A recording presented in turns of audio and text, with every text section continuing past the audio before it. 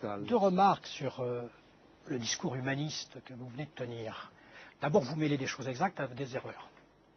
Quand vous parlez de chair à canon, je suis tout à fait désolé, mais que la France ait mobilisé des soldats coloniaux au cours de la Première et de la Seconde Guerre mondiale, pendant la guerre d'Indochine et même pendant la guerre d'Algérie, c'est exact.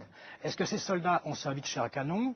Je veux dire, ça fait 40 ans que les historiens ont fait litière de cette chanson. Le taux de mortalité des soldats coloniaux n'est pas supérieur, il est même parfois inférieur au taux de mortalité des soldats métropolitains. Donc chair à canon, non. Ou alors, tous les soldats des guerres ont été de la chair à canon. Et c'est vrai aussi bien pour la première... quand même, avec les Sénégalais, il s'est passé des choses quand même. Non. Il y a eu... On les envoyait en premier pour nettoyer. Ça n'est pas vrai. Je veux dire, je renvoie à la très belle thèse de Marc Michel qui s'appelle L'appel à l'Afrique, les soldats africains dans la Première Guerre mondiale. Marc Michel a parfaitement établi qu'il n'y avait pas une surmortalité des soldats coloniaux. Et c'est la même chose, le film Indigène a permis de le préciser, c'est la même chose pour la Seconde Guerre mondiale. Le taux de mortalité des soldats noirs africains est de 5% entre 1943 et mai 1945. Il est de 5% pour les tirailleurs maghrébins, ou les Goumiers, etc.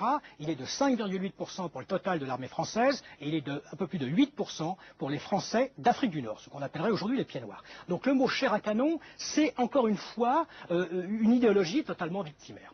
Deuxièmement, Monsieur le Ministre, si vous me permettez, quand vous dites la mesquinerie au moment des négociations de l'OMC, je vous invite à réfléchir à un chiffre.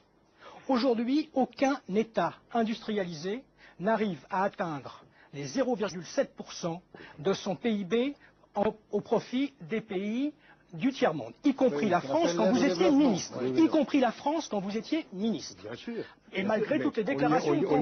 Comme vous savez, on y inclut les Antilles et les possessions actuelles de la France du temps de l'Empire colonial accordait 2,10% de son PIB à l'aide au développement de ses colonies. Donc 3 fois plus à l'époque que ce qu'on est incapable de fournir aujourd'hui à l'aide aux pays développés. Donc il faut faire attention, la colonisation n'est pas uniquement, je ne dis pas que ça peut l'être, mais n'est pas uniquement un égoïsme effréné et un appât du gain.